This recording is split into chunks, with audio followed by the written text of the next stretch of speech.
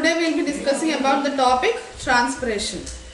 Okay, transpiration is very useful process for plants for two reasons.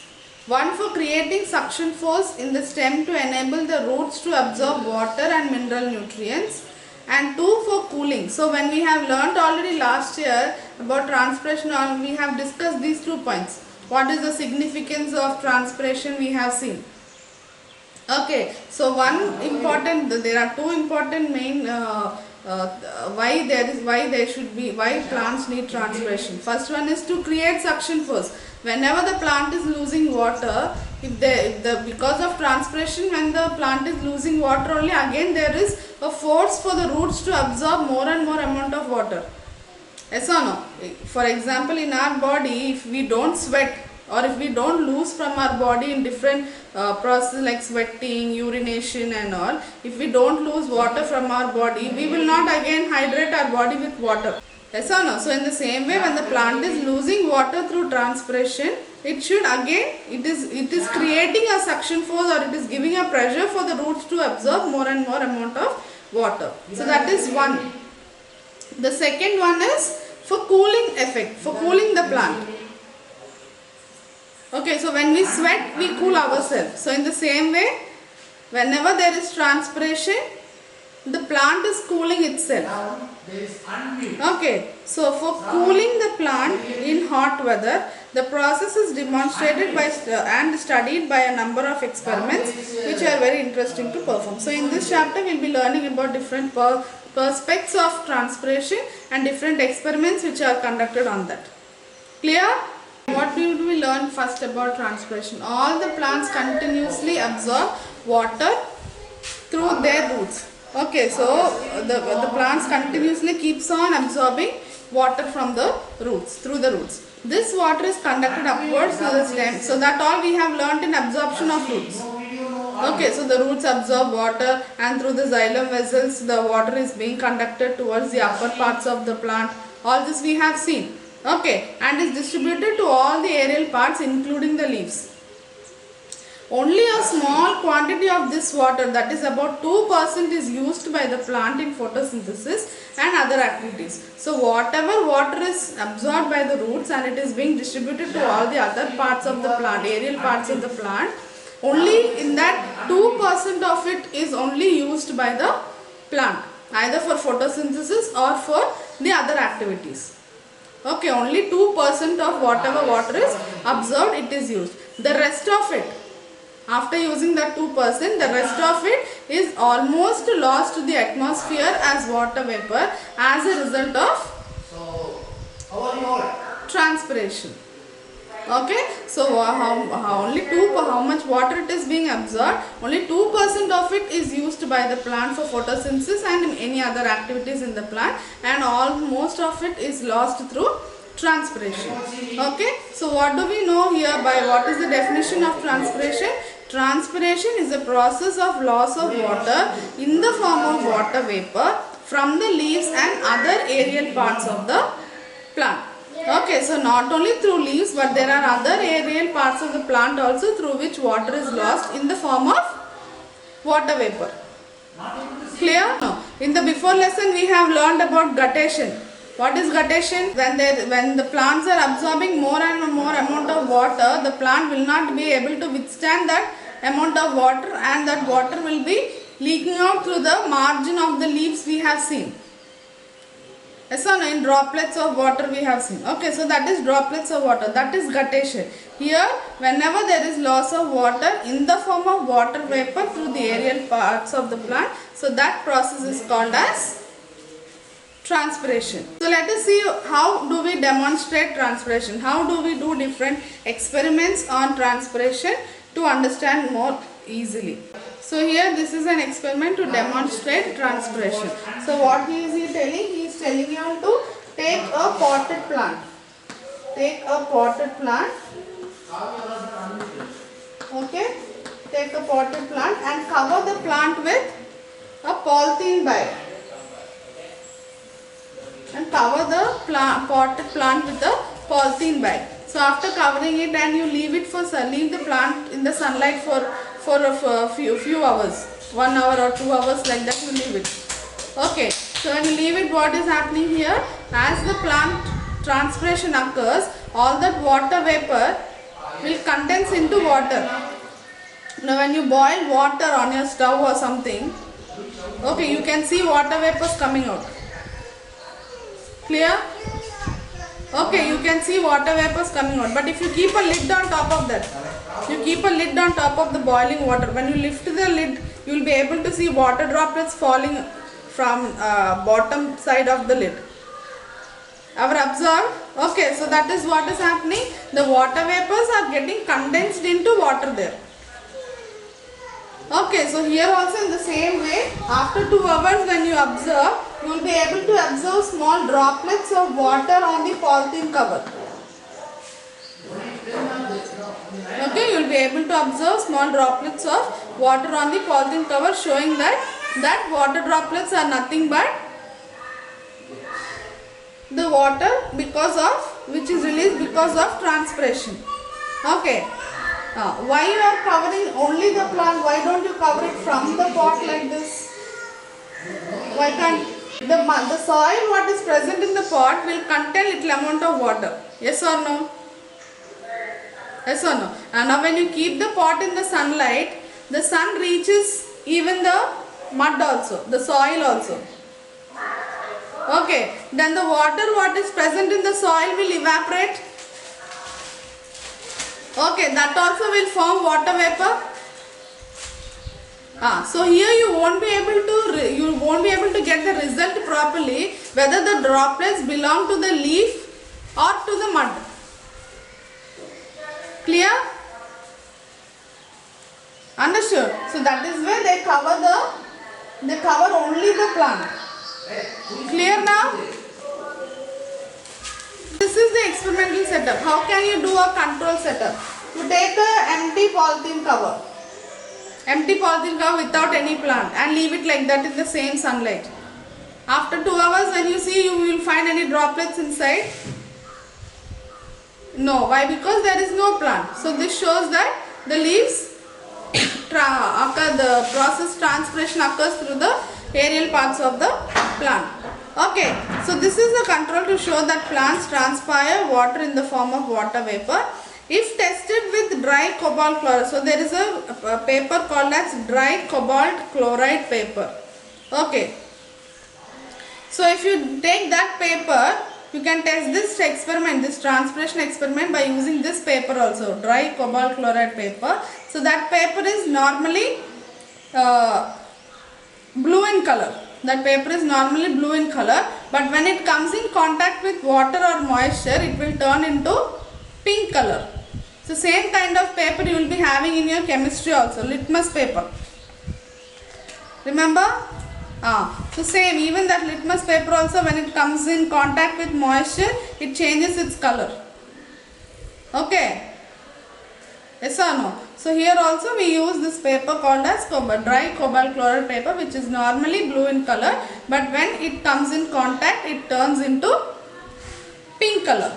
Same experiment here, how we did the first experiment, the same kind of experiment we do in the second experiment also, but here we take 3 bell jars. Here we are covering the whole pot, okay, along with the pot, but just see in the picture, if you see, the pots are tied up. Okay, the mouth of the pot is tied, so that, as I have told you, evaporation should not, to prevent evaporation. Clear? So to prevent evaporation here, they are tying up the mouth of the pot and they are covering the whole pot and the plant with a bell jar. Okay, so here they are taking three pots, okay, 3 setups. In the first one, they have taken only the pot and the plant and covered it with a bell jar. Okay, and in the second setup, they have taken same as the first setup, but they have kept even a piece of chloride paper also, dry cobalt chloride paper also they have kept inside it. Okay, and in the third setup, what did they do? They did not keep any plant, but only the dry cobalt chloride paper only they have kept. Okay, now after few hours when it is observed, what are the observations? we see. After about half an hour, we observe that the first bell jar A would show water vapor condensing on its inner walls. So in the first setup, we see that there are some water droplets on the inner side of the bell jar. Then in the second setup, the second bell jar B would also show a similar condensation. At the same time, the initially blue cobalt chloride paper in it would turn pink. So here what is happening in the second setup? It is the second setup, the bell jar, the inner side of the bell jar is also showing water droplets. Along with that, even the blue cobalt chloride paper what we have kept inside, that has also changed its color into pink color. Okay, now, so the blue color of the cobalt paper in the third bell jar does not change at all, and there are no water droplets. So in the third bell jar, what happens? The color of the cobalt chloride paper also is not changed, and also color is also not changed, and there are no water droplets also. Why there are no water droplets? Why? Because there is no plant inside. So the third bell jar in this experiment is a control experiment. Okay, so the first two setups are experimental setups, and the third one is a control setup, which proves that there was no moisture in the air due to the transpiration, as there was no plant in it. So by taking these three bell jars and doing this experiment, there are two proofs what we are able to give after this transpiration experiment. What is that? Condensation of water vapor into droplets. So the water droplets are getting the water vapor is getting condensed into water droplets, and second one, because of that moisture, the change of the color of the cobalt chloride, the blue color paper is changing into pink color. Okay, so by these two proofs we can say that the process called transpiration occurs in plants. Next one, measurement of transpiration. So how do we measure this transpiration? How much of water is lost from the plant? Okay. So first method. So there are many methods, different methods to measure this transpiration. In that, first method is weighing method. Okay, so a small light weighted potted plant can be weighed before and after the end of a certain period of time. Okay, so first we take a small well watered potted plant, and before the experiment and after the experiment we have to see the weight of the potted plant. Okay, of a certain period of time. So you have to give at least some, maybe 1 hour or 1.5 hours or something for the plant to get transpired. And so in 5 minutes you won't have any much change. Yes or no? So you have to give, after a certain period of time means you have to give some time for the plant to get transpired, and then you have to see the time. The soil surface and the pot should be fully covered. So here the soil surface and the pot should be fully covered. So if the pot is not covered, what happens? All the water which is present in the water which is present in the soil in the pot will get evaporated. Okay, so that also there will be a loss of weight. So you won't know whether the loss of weight is because of transpiration or because of evaporation. Okay, so for that case you have to cover the pot and the soil completely. Clear? Yes or no? The soil surface and the pot should be fully covered to prevent evaporation from the surface other than the plant. The loss in weight by the plant during that time is due to loss of water by transpiration. So after doing all this, after covering the pot and everything, keep the plant for 1 hour or 1.5 hours aside and leave it, and after that when you again weigh the plant, you will be able to see a little difference in the weight. When you have first started it, before starting the experiment what was the weight, and after the experiment when you see the weight also, there will be a little difference. There is a little reduction in the weight. Okay, so there what happens? So that shows that whatever weight is lost, okay, that is because of transpiration. Clear? So an improvement in the weighing method can be made by using a glass bottle linked by a rubber tube into a graduated side tube filled with water as shown in this figure 5.3. So in this in that picture above, that you will be able to see there is a pot with a plant and there is a side tube also with a measuring tube is given there. See? Yes or no? So the water level in the side tube falls to demonstrate loss of water through transpiration from the leaf. So here what is happening? They have kept a glass jar and in that the plant is kept. Okay? And to this bell jar there is a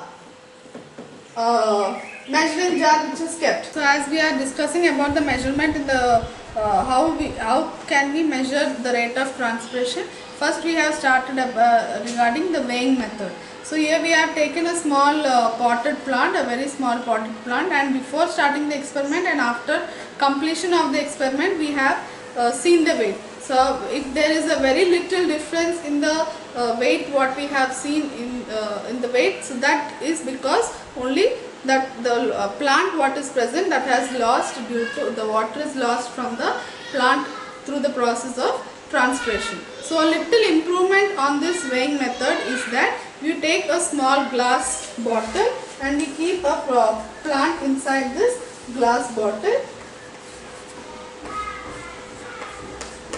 which contains water, and a small measuring tube is connected to this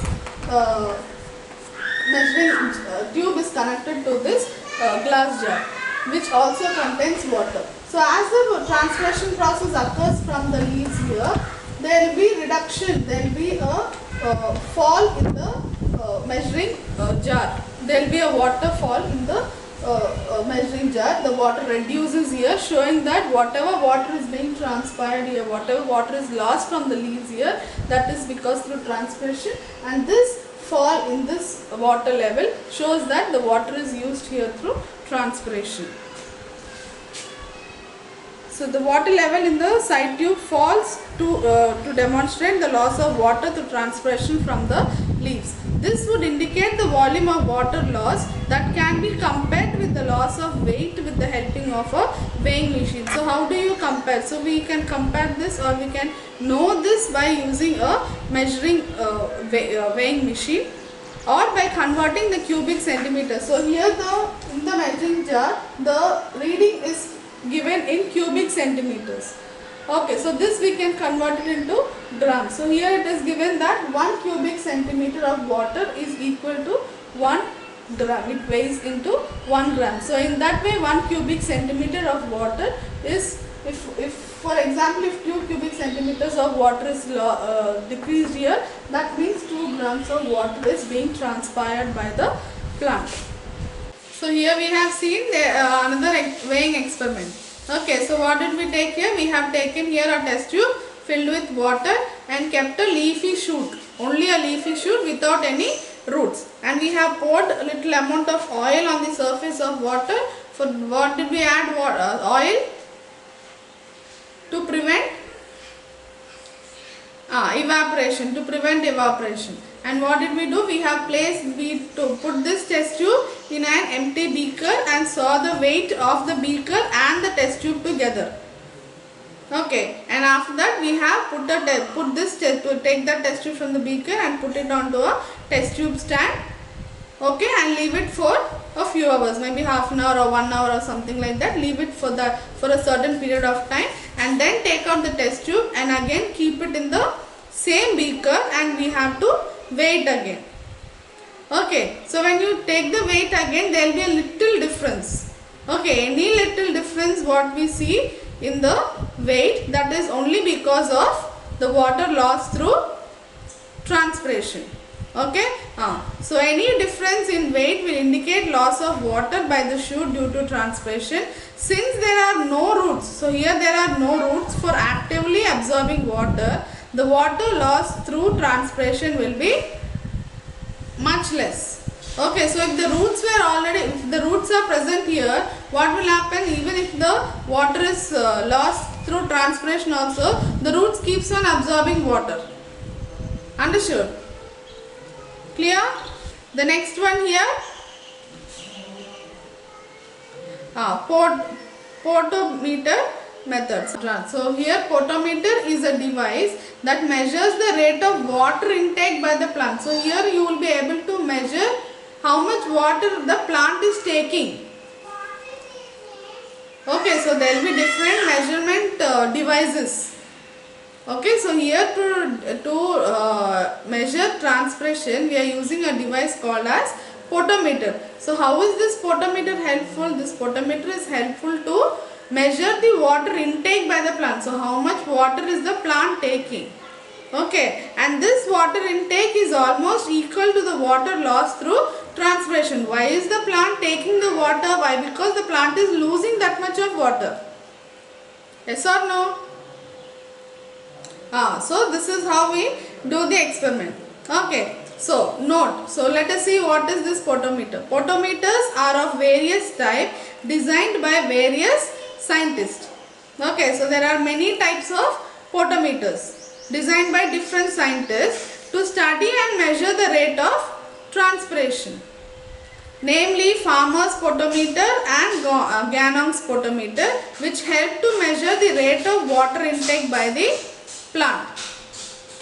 Okay, so Farmer's potometer, that is one kind of potometer, and Gannong's potometer, that is another type of Gannong potometer, which both are helping, or it helps to measure the water intake by the plant. Darwin's potometer helps to demonstrate the suction force created due to transpiration. Okay, there is another potometer called Darwin's potometer. What is this doing? It is helping to measure the suction force. So how much force the plant is absorbing the water. Okay, and another potometer called Gauro's potometer demonstrate unequal transpiration from the two surfaces of the dorsiventral leaf. Okay, so if there is a leaf, you will have two sides, a dorsal side of the leaf and a ventral side of the leaf.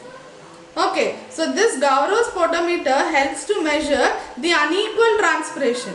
That is, both the sides of the leaf will not transpire in the same way. Okay, the transpiration.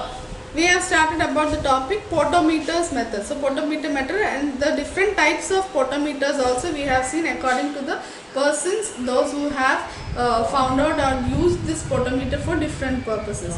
Now in this lesson we will be learning more about Gannong's potometer. So a twig from a suitable plant cut with a sharp knife is fixed into the apparatus as shown in this figure. The entire apparatus is filled with water so that no air spaces are present. So when we go on to the apparatus of the Gannong's potometer, there is a beaker of water and a capillary tube which is being attached into that, and there is a reservoir with a stopcock, and to which the plant is being attached. So the entire apparatus of this Gannong's potometer should be filled with water. An air bubble is introduced into the horizontal graduated capillary tube which is dipping into the beaker containing water. So in this beaker there is a capillary tube which is dipped inside this, and through this capillary tube an air bubble should be introduced inside very carefully. This is done by lifting the bent capillary tube above the colored water so that the air may be sucked in due to the suction pull and is again dipped into the water. So how do we introduce this air bubble? This air bubble is introduced by lifting this capillary tube a little bit higher so that due to the suction force the air bubble enters into this capillary tube. As the transpiration proceeds, so after introducing the air bubble, then that is the point where the experiment really starts. So as the transpiration continues, that is, as the water is lost from the twig, a suction force is set up which pulls the water from the beaker and the bubble in the capillary tubes moves along. So as the transpiration occurs, whenever the water is lost from the plant, it keeps on pulling water from the beaker. So as the water rises up, in that way the air bubble also moves. As the water rises up, the air bubble also moves through the apparatus. The reading on the capillary tube would give the volume of the water lost in any given time. So if you fix the time for the potentiometer for this experiment, so how much time, so in that given time, how much the air bubble has travelled in the capillary tube, that much measurement will be that much of water is lost from the plant. The air bubble can be brought back to its original position by releasing some water from the reservoir into the capillary tube by opening the stopcock. So how do you bring back the air bubble? So what is the need for the air bubble to come back into its original position? For example, if you have started the experiment and if there is a change in the climatic condition or something like that, you have to start the experiment once again. So for that, the air bubble should come back to its original position. So if it should come back to its original position, this stopcock can be released a little bit so that whatever water is present in the reservoir will be released into the capillary tube. In that way, the water enters into the capillary tube, so the air bubble can be brought back into its original position. So the potentiometers do not measure the water loss during the transpiration but measure the water uptake by the cut shoot. Some of the water is used by the cells to carry out other processes, for example as photosynthesis. So this potentiometers what we are using, it is not actually used to measure the loss of water through transpiration, but it is measured to show how much of water is taken by the plant. Some of the water can be used by the plant, by the cells of the plant in different processes, like one example is photosynthesis. So to use this potentiometer, there are some precautions to be taken before starting of the experiment itself. What are those precautions? The potentiometer should be made completely watertight. The whole apparatus should be filled up with water. If there are gaps, that is if there are air bubbles in between, the experiment will not go on in a normal way. So it should be completely watertight, that is it should be completely filled with water. The twig should be cut obliquely to allow large surface for the water intake and underwater to avoid suction of an air bubble into the twig, which will stop the absorption of the water into the xylem. So whatever plant we are inserting here for the experiment, we have to cut the plant in an oblique way, in a slant way, so that it has more large surface area for more water to get absorbed. If you cut it in a transverse way, the surface area is very little. So for that case, to get a larger surface area, you have to cut the stem, you have to cut the shoot in an oblique way, and you have to cut the shoot inside the water. You have to place the shoot inside the water and then cut it, so that if you cut it out, air may enter inside the xylem vessels and the water intake will not occur in a normal way. For that case, you have to cut the shoot inside, placing it inside water. Now let us see what are the limitations in using potentiometer, or the disadvantages in using the potentiometer. Introducing the air bubble is not very easy. So when I told you that you have to introduce the air bubble, I told simply you can lift the capillary tube and the air bubble is introduced. But lifting it, the capillary tube, here for easy understanding I have drawn it like this, but the capillary tube is very narrow. The space inside is very thin. So introducing the air bubble inside the capillary tube is very difficult. Then the twig may not remain fully alive for a long time. So this experiment can take a few hours. So during all those hours, this twig cannot be alive. So only if the twig is alive, you will be able to complete the experiment in a normal way. So this twig cannot remain fully all the time. Then any changes in the outside temperature may affect the position of the air bubble in the capillary tube. After introducing the air bubble into the capillary tube, if there is any change in the environmental climate, if there is any change in the temperature in the climate, the air bubble will not move along. Why? Because if the temperature changes, the rate of transpiration may increase or may decrease. So according to that, the movement of the air bubble also will be changing. So in that case also, there won't be correct result in this experiment. So these are the limitations or disadvantages in using potentiometer. So let us start with the next topic, kinds of transpiration. Okay, so when we have learned transpiration, when we have seen the definition of transpiration, we have seen that the transpiration is the process where the loss of water in the form of water, not only through the leaves but also from the aerial parts of the plant, we have learned. Yes or no? So what are the different other parts of the plant also through where transpiration occurs? Let us see. Clear? Transpiration from the aerial parts of a plant occurs in 3 different regions. Okay, so transpiration in the plants occurs in 3 different regions.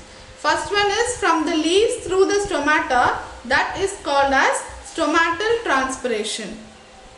Okay, so the transpiration which occurs through stomata, that transpiration is known as stomatal transpiration. Clear? Directly from the surface of the leaf. Okay, so not through stomata but directly from the surface of the leaf itself, little amount of water will be lost. Okay, so that is called as cuticular transpiration. What is it? Cuticular transpiration. Okay, so directly from the surface of the leaf, so that is called as cuticular transpiration. And from the lenticels, which are the minute openings on the surface of old woody stems. Okay, so after formation of the stems, that will turn into old woody stems. Okay, so on the old woody stems also there will be some small openings which are called as lenticels. Okay, so through these lenticels also there will be little amount of water lost in the form of water vapor. So that transpiration is called as lenticular transpiration. Clear? So the transpiration occurs from 3 different regions, that is stomata, cuticle, that is from the surface of the leaf, and from the lenticels. So the transpiration which occurs through stomata, it is called as stomatal transpiration. The transpiration which occurs from the surface of the leaf, that is called as cuticular transpiration, and the transpiration which occurs from the small openings which are present on the old woody stems called lenticels, that transpiration is called as lenticular transpiration. Clear? The major part of the transpiration occurs through the stomata, whereas the other 2 types of transpiration contribute very little. Okay, so the major part of the transpiration occurs through stomata itself, and very little occurs through cuticle and lenticels. Okay?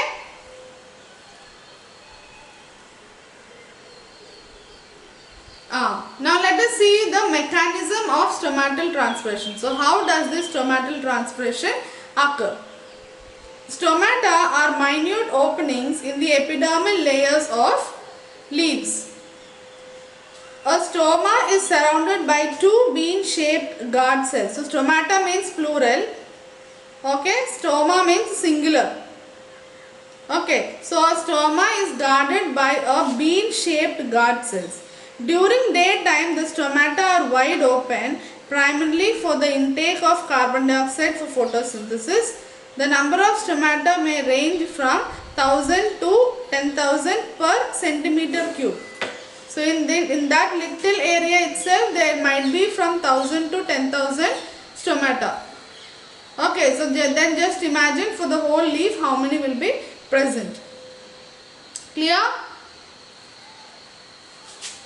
Okay, so the stomata, opening of the stomata is guarded by 2 bean-shaped guard cells. Okay, 2 bean-shaped guard cells. Now, in stomatal transpiration, the water vapor escapes through the stomata of the leaf. Okay, so in the stomatal transpiration, the water vapor escapes from the stomata which is present. Okay, the stomata which is present in the leaf. Water, after absorption by the roots from the soil, rises up through the stem and reaches the tissues of the leaf through the veins. Okay, so the roots absorb the water. Yes or no? It will be transported or conducted through the stem and reaches into the leaves into the leaf tissues through these veins. Okay? Yes or no? A large number of spongy mesophyll cells in the leaves have their surfaces exposed to the intercellular spaces. So here what is happening? When we see the internal structure of the leaf, okay, when we see the internal structure of the leaf, there will be epidermis. The first layer of the leaf will be epidermis. Okay, then next we will have a layer called as mesophyll cells, in which we will have palisade layer. This is called as palisade layer. Palisade layer. Then next we will have some irregular shape of cells which are called as spongy cells. Spongy layer. Okay, so here a large number of spongy mesophyll cells. So these are the spongy mesophyll cells. Okay, so a large number of spongy mesophyll cells in the leaves have their surfaces exposed to intercellular spaces. Here in between the spongy cells there will be more number of intercellular spaces. That is, in between the cells there will be some space which is known as intercellular space. Okay, these surfaces of the cells give out some water as a thin film. The water from this thin film evaporates and the water vapor formed saturates the air in the intercellular spaces. So what is happening here? Whatever water is moving from one cell to another, it forms like a thin cell. It forms like a thin film like structure. Okay, it forms like as a thin film. The water from this thin film, so from that thin film or thin layer of water will be evaporated and it moves into these intercellular spaces. Okay, the water from this film or from this thin layer of water evaporates and the water vapor formed saturates the air in the intercellular spaces, or it moves to the intercellular spaces. The vapor then diffuses into the other connecting intercellular spaces and finally reaches the substomatal space. So from one space to another, now here this is one space. Okay, again there is one space here. Okay, so from one cell to other cell, when the water is being moved, transported, or when it is being osmosis, when the process osmosis occurs, what is happening? A thin film or thin layer of water will be formed. Okay, so as the thin film of water gets evaporated, that evaporation or that vapor moves on to the intercellular spaces. Okay, so it gets saturated and from one intercellular space it moves on to the other intercellular. So all the space will be filled up with that water vapor. So slowly the water vapor keeps on moving to the substomatal space. That is, near to the stomatal opening there will be a space called as substomatal space. See, above the stomatal opening you will be able to see substomatal space. Okay, in the picture. Okay, so see, in the arrow marks also it is given. From different intercellular spaces, from different cell, all the water vapor is gathering near to the substomatal space. Clear?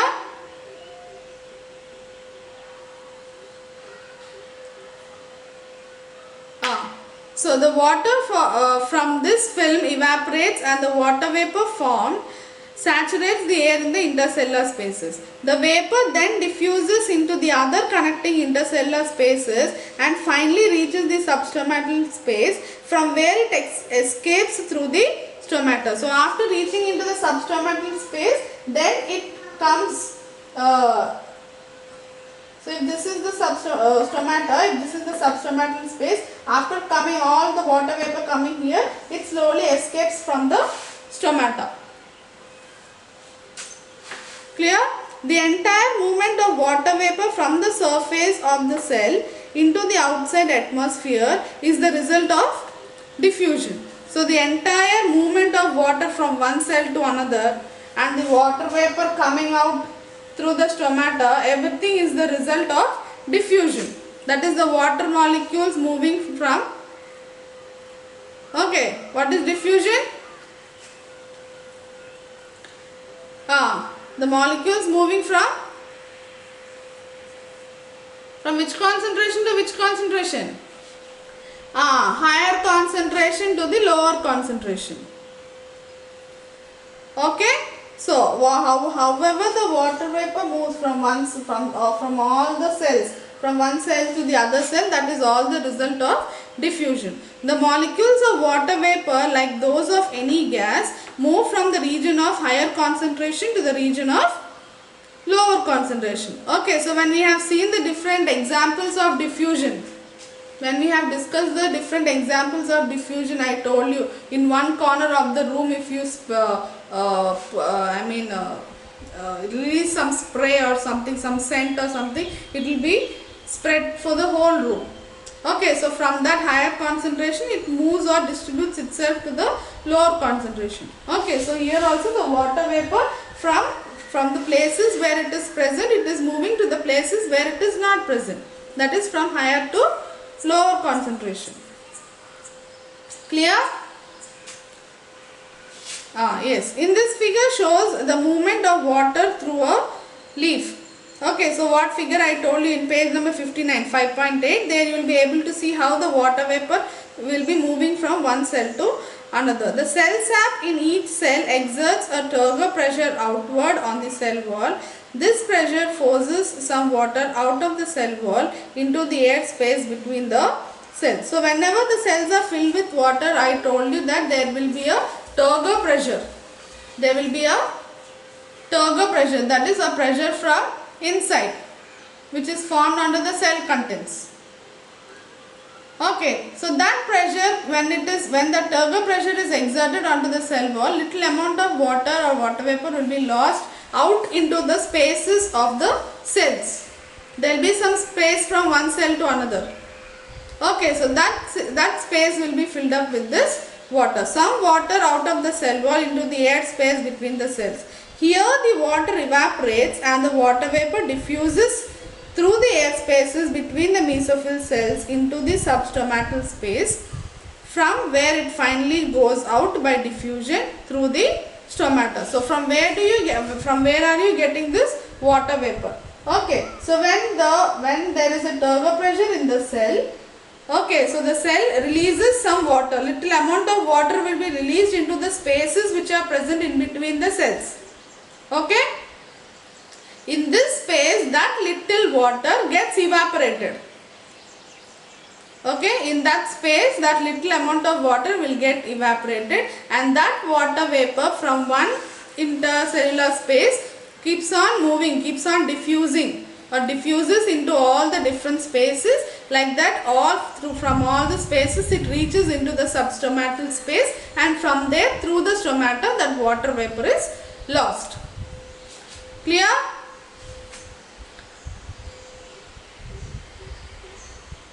Yes.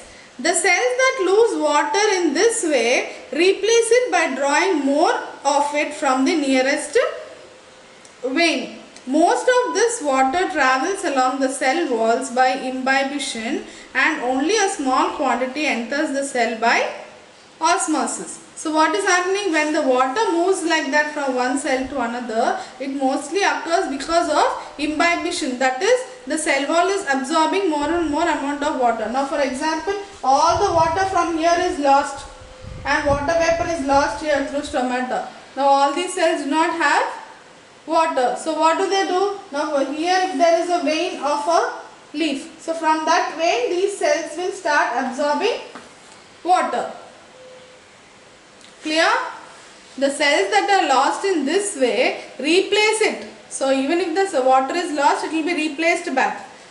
By where? By drawing more of it from the nearest vein. Okay, most of this water travels through the cell wall, along the cell walls. Now because the cells are not having sufficient amount of water, it can't wait for the process of osmosis. So it should have more water. So for that reason, it will start absorbing through the cell walls through the process called as imbibition itself, than the process of osmosis. Clear? Now, so only small quantity enters through osmosis, maximum it occurs through imbibition.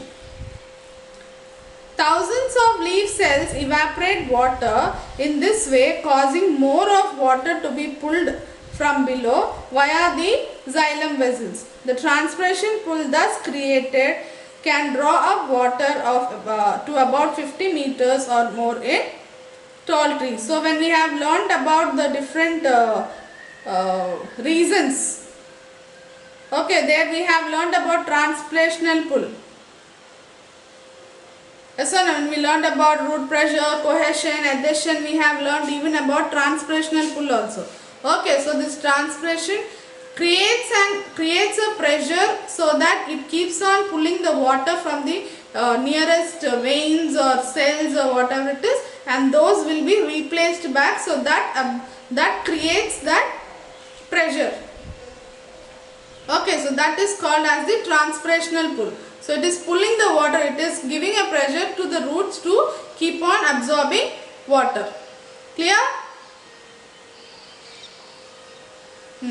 So more transpiration occurs from the undersurface of a dicot leaf. What is a dicot leaf?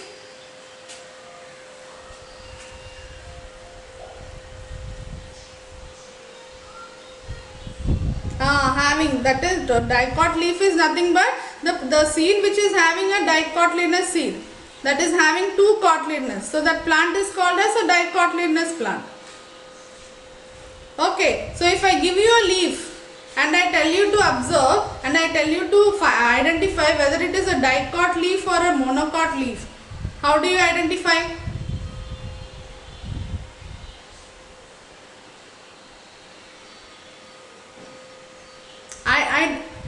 I did not give you a seed. If I give you a seed and tell you if it is whether it is a dicotyledonous or monocotyledonous, you will be able to tell. If the seed is having two cotyledons, you will tell it is a dicot. If it is having only one cotyledon, you will tell monocot. If I give you a leaf,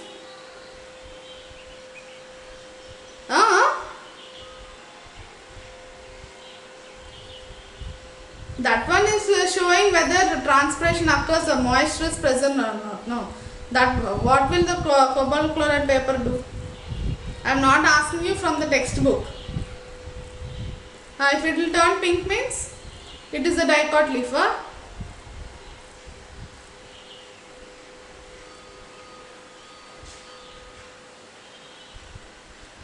Kumar Kaushik helping your sister. If I give you a leaf and tell you to identify whether it is a dicotyledonous or monocotyledon, how do you identify? Remember this point. All the dicot, when we have learned about plants, we have learned about venation. You know venation? Yes or no? What is venation? The way how the veins are arranged in the leaf. Yes or no? The way how the veins are arranged in the leaf. Okay, what are the two kinds of venation? And parallel venation and reticulate venation. Okay, so reticulate venation, I told you the veins will be in the form of a network. Okay, many veins and veinlets, it will be like a network. Okay, whereas for parallel venation, the veins will be parallel. Now for example, for grass or for banana, okay, it will be parallel like this. Understood? So by seeing a leaf, okay, if it is a reticulate venation, you can identify that it is a dicot leaf. Okay, if the venation is a parallel venation, you can identify that it is a monocot leaf. Okay, so sometimes they will be giving you a question. Okay, now we will have this application based questions. Structured based questions are there. Now they will give the diagram and from that they will be asking questions. Okay, then they'll be giving you a structure of leaf and they will ask identify whether it is a dicot leaf or a monocot leaf.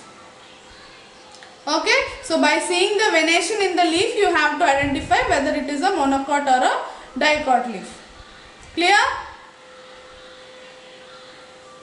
Okay. So now here let us see how more transpiration occurs from the undersurface of the dicot leaf. There are more stomatal openings on the undersurface of a dicot leaf and therefore more transpiration occurs from the undersurface. So I told you more stomatal openings are present on the undersurface or the lower surface of the leaf. In that way more transpiration occurs from the lower surface itself. This can be proved by an experiment in which pieces of dry cobalt chloride paper are attached to the two surfaces of a leaf and held in position by two glass slides on either side tied together by elastic bands or held by clips. The leaf should be remain attached to its own plant. So here you are doing the experiment to one leaf. Okay, you take a glass slide. Okay, take a glass slide. Now when we go to the lab in the under the microscope to observe, I keep a glass slide, a rectangle glass slide. Okay, so like that type of glass slide you take and keep a cobalt chloride paper and keep a glass slide and keep both. So if you take, this is the leaf. Okay, so upper side and lower side you keep the paper and keep a glass slide and put clips or tie it with the rubber band, so that the leaf, both the sides you will have cobalt chloride paper and glass slide like this. Okay. So the leaf should be attached to the plant. You should not remove the leaf. If you remove the leaf, you won't know the experiment.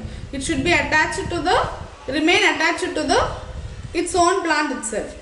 The piece of paper which is facing the upper surface of the leaf either does not turn pink or turn pinks in much longer time than the one on the lower surface, which turn pink much faster. So when you leave the papers like that onto the leaf itself for experiment, what do you get the result? So after some time when you go and observe, the paper which is kept on the upper surface of the leaf, either it will not turn into pink color or it will turn pink color after a very long time. But whereas the paper, the blue cobalt chloride paper what you have kept on the lower side, it turns into pink very fast. Why? Because the stomatal openings are present more on the lower side of the leaf itself. Okay. This proves that more transpiration takes place from the lower surface, which is on account of the numerous stomata found on it. So what does this experiment prove? That it shows that there are more number of stomata present on the lower side of the leaf itself. Clear? The next one, stomatal regulation of transpiration. Stomata are minute structures occurring in large numbers on the lower epidermis of the leaf. So in the before experiment what we have discussed itself, we have seen that on the lower surface of the leaf only there are more amount of stomata, and the transpiration also occurs mostly through the lower surface itself. So on the lower surface of the leaf there are very small or minute structures called as stomata. Transpiration occurs as long as the stomata are open. So still the stomata are open, the transpiration occurs in a continuous way, but it stops when they are closed. The opening and the closing of mechanism of stomata is regulated by the amount of water and solutes present in the guard cell. As we have discussed that the stomata is guarded or supported by two bean-shaped cells called as guard cells. So the opening and closing of the stomata are dependent on the water or the solutes, the water level and the solutes level, concentration of water and solutes present in the guard cells. If it is increased or decreased, the stomatal opening may be opened or may be closed. As the stomata open during the daytime, the diffusion of gases in and out starts fulfilling the need of photosynthesis as well as allowing transpiration. So during daytime the stomata is always open. As for photosynthesis, it needs the carbon dioxide to be to absorb the carbon dioxide. So during photosynthesis the stomata is always open to take in carbon dioxide for photosynthesis process. So always when it is opened, even the transpiration process also occurs in a normal way. If for any reason the water content of the leaf is falling short, the guard cells fail to remain turgid. So if for any reason, either externally or internally, if there is any problem and the leaf is not having sufficient amount of water, the guard cells they start losing their turgidity. They start losing their turgidity. In that way they become flaccid. In that way they become flaccid, and so that they close the stomatal opening. The opening of the stomata comes close. In that way it will be closed. Rather they turn flaccid, therefore closing the stomatal opening, and automatically the transpiration process also will be stopped. A more detailed account, more about this mechanism of opening of stomata, closing of stomata and all, we will learn more in the next chapter, that is photosynthesis. The cell will lose its turgidity, will fail to remain turgid, rather they turn flaccid, that is they lose their turgidity, thereby closing the stomatal opening and the transpiration stop. So what is happening here? As the guard cells lose their turgidity, they became flaccid. In that way they close the stomatal opening will be closed. They will become flaccid. That is, they are losing their turgidity. They become flaccid. In that way, the stomatal opening will be closed. In that, so that causes that transpiration also will be stopped. A more detailed account of closing and opening of mechanism of the stomata is given in the next chapter.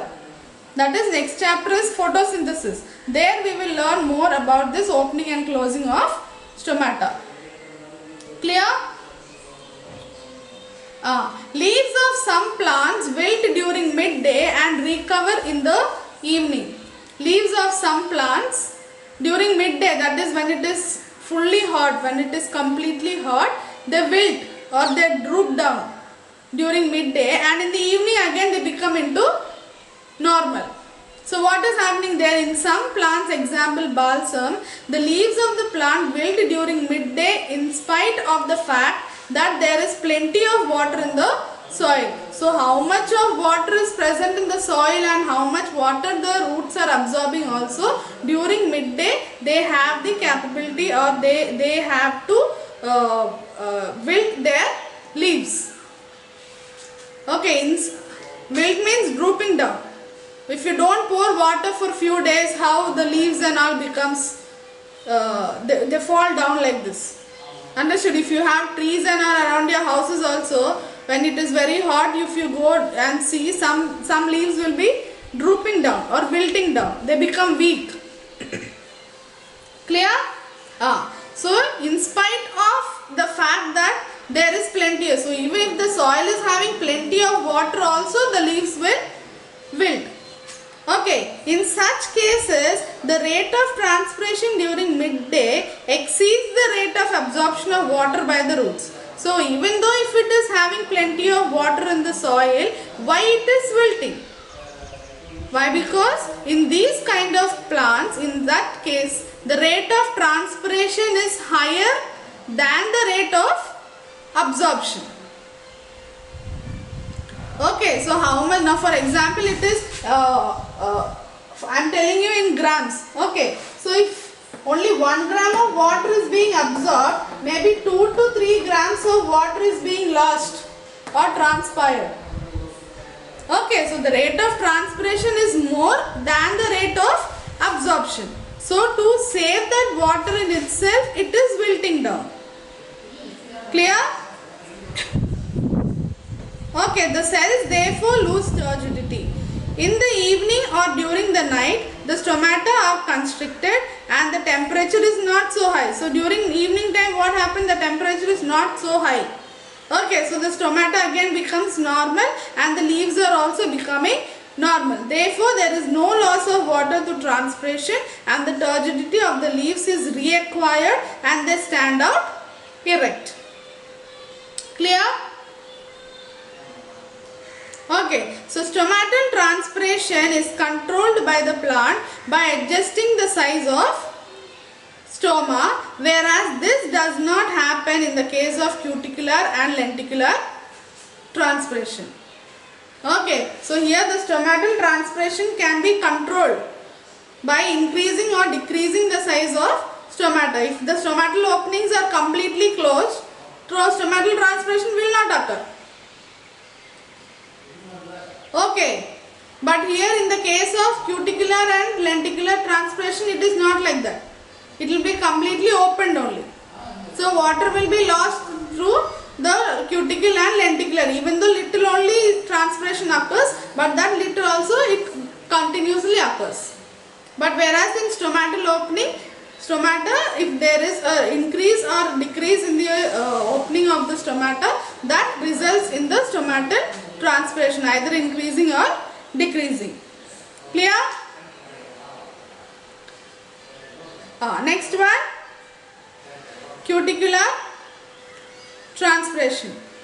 Cuticle is a waxy layer secreted by the epidermis on the two surfaces of the leaf.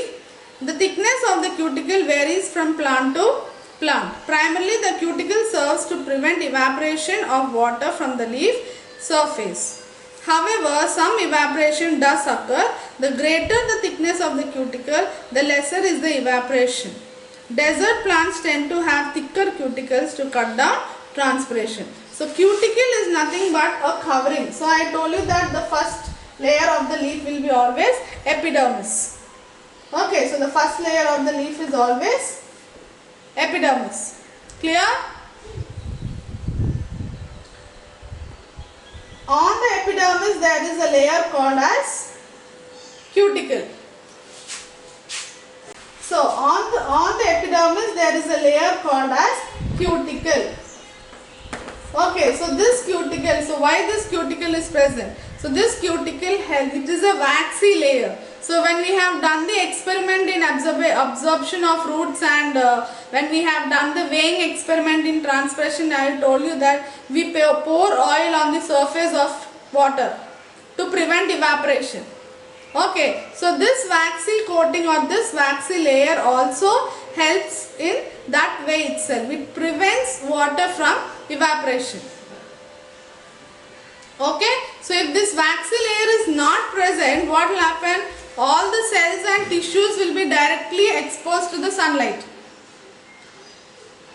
Okay, so in that way water will be evaporated. So to prevent that evaporation, this cuticle is present. Okay, so all the plants will not have the same thickness of cuticle. It varies from one plant to other. The desert plants will be having very thick cuticle. Why? Because there the water is very less. The climate is very hot. Understood? So if the plants lose water through transpiration, they will not have sufficient amount of water. Okay, so for that reason, in desert plants the cuticle is very thick. Lenticels are special openings that develop on the barks of older stems in place of stomata. Okay, so as the stems become old, they become woody.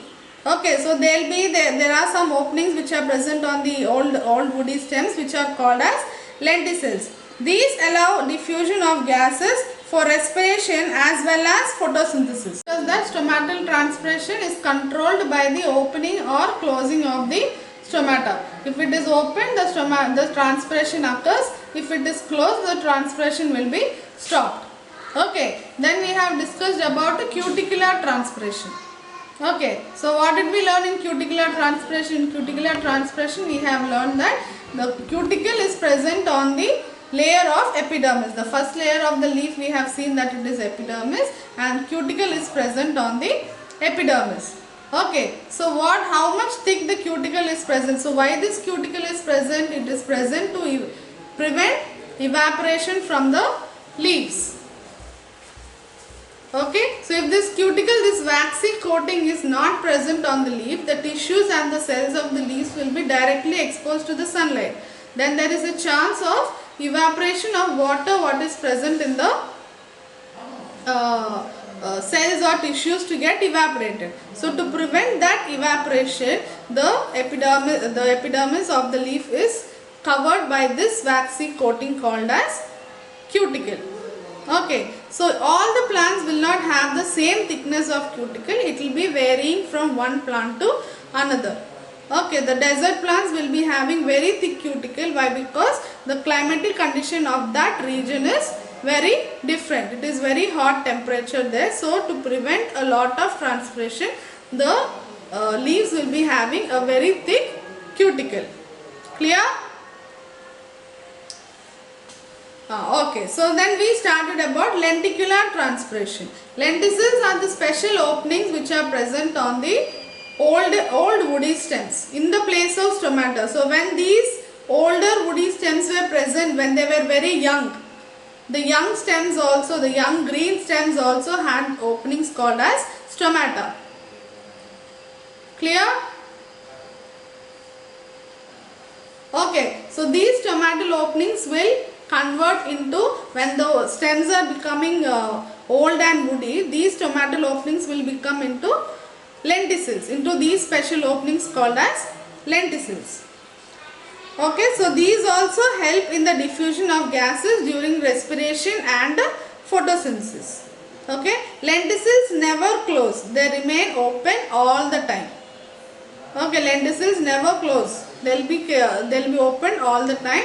Water from the cell surfaces directly facing the lenticel evaporates and contributes to transpiration. So near to the lenticel, whatever cells are present, so all those cells, from that cells always little amount of water will be evaporated.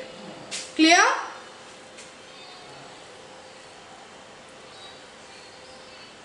Yes or no? So because always the lenticels are always when the lenticels are open, because it is open all the time, little amount of transpiration always occurs from these lenticels. The amount of transpiration from the lenticels is certainly more than the cuticular transpiration.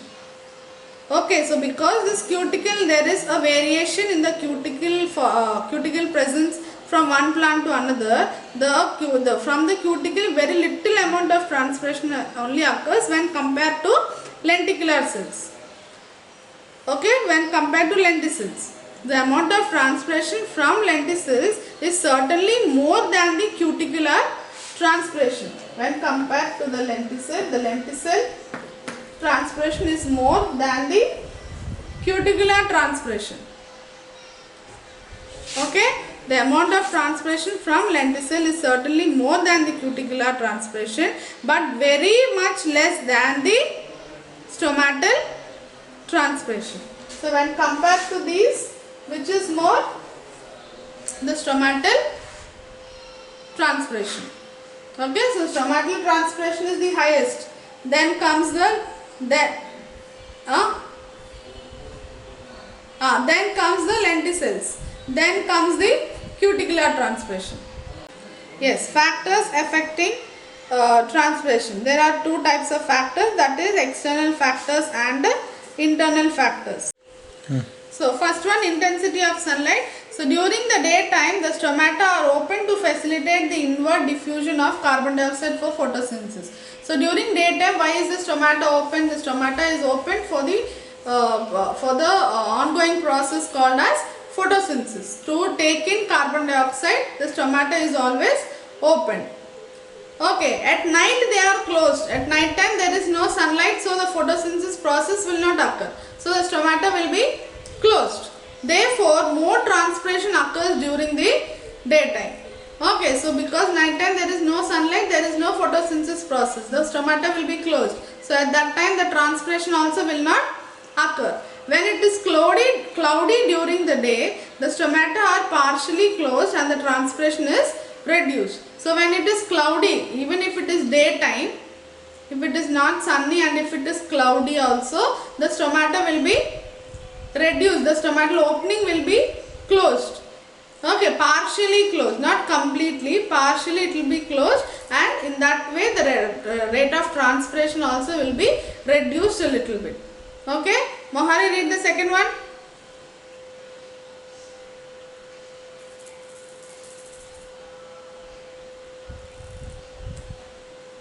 Mohari, read the second external factor. Sound.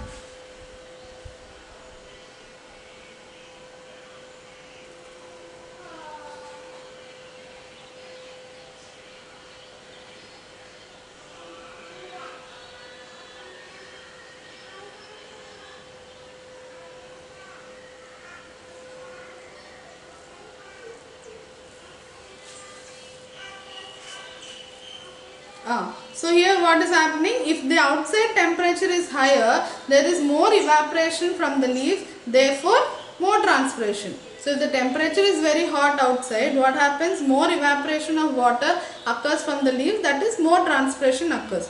Increase in the temperature allows more water to evaporate. So if the temperature increases in the atmosphere, even the rate of transpiration also will be increased.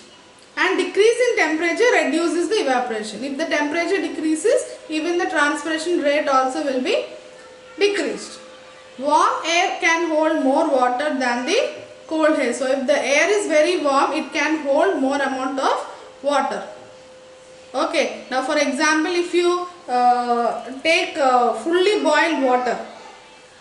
Okay. Fully boiled water if you take and close the lid, you will have more amount of water droplets on the lid. Okay, if you take only little very lukewarm water and if you keep the lid, only little amount of water droplets will be found. Yes or no? So as the air is very warm, it can hold more amount of water than when compared to cold air. Clear? Yes or no? Abhiram, read the next one. Abhiram.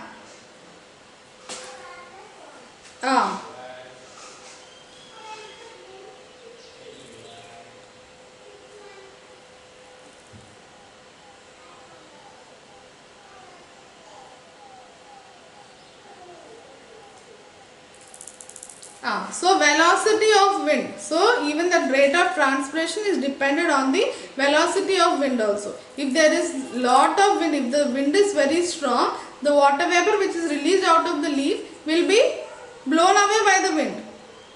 That's all, it will not stay there. Okay, if the wind blows faster, the water vapor released during transpiration is removed faster and the area outside the leaf does not get saturated with water vapor. Okay, water vapor will not be present there around the leaf. It will get blown away. Okay, so if the wind is very slow, the movement of the water vapor, the saturation of the water vapor also will be very slow. Okay, so the rate of transpiration occurs even, the rate of transpiration is based even on the velocity of wind. Okay, Niharika, read the next one. Now.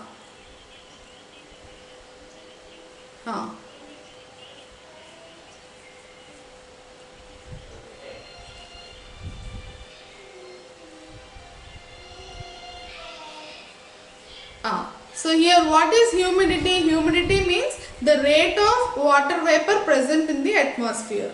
So when there is already water vapor in the atmosphere, why there is extra water vapor from the plants? Yes or no? So the transpiration is reduced if the air outside is humid.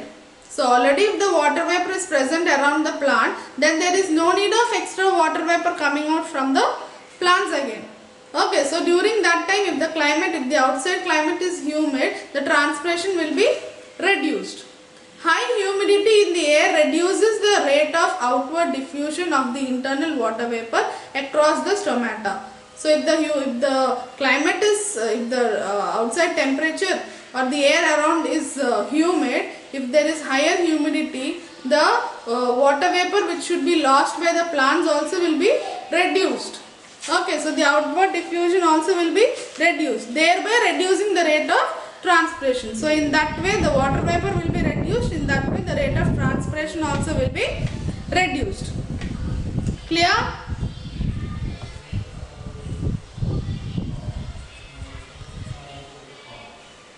Dhanashree, read the next one.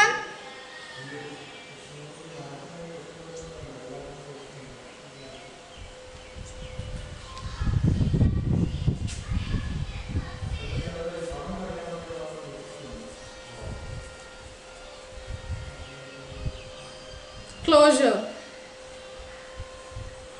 transpiration. So even if the level of carbon dioxide increases also, the transpiration will become less. Okay, increase in the carbon dioxide level in the outside air over normal.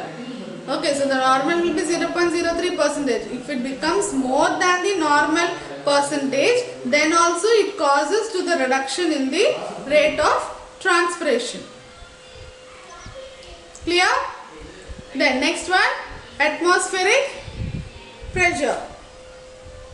Rate of transpiration increases with the decrease in the atmospheric pressure. Thus, it enhances diffusion of water vapor. So here also, if the atmospheric pressure is decreased, the rate of transpiration will increase. Okay? So these are all the external factors. Next one.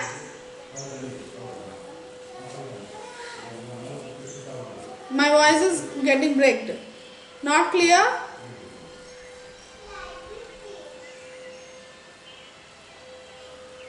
For everyone, Karthik, just check your signal.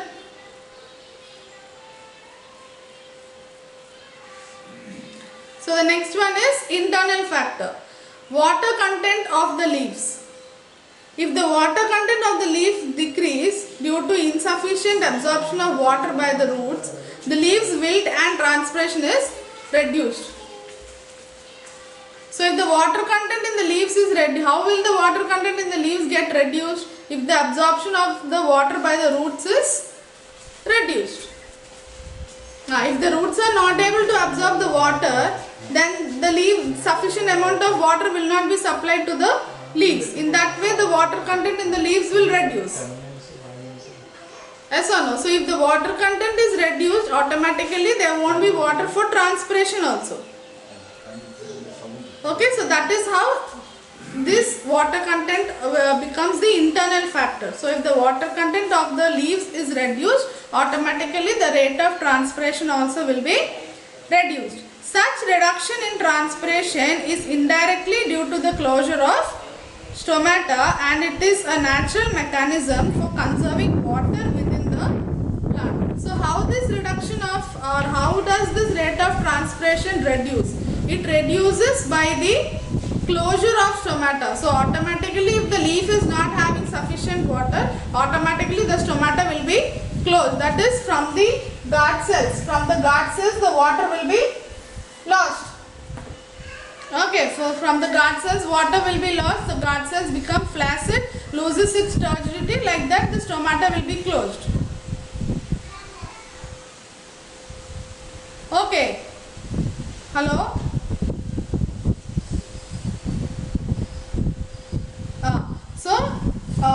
Automatically the stomata will be closed, so in that way the transpiration also reduces. Okay, so battery Bluetooth.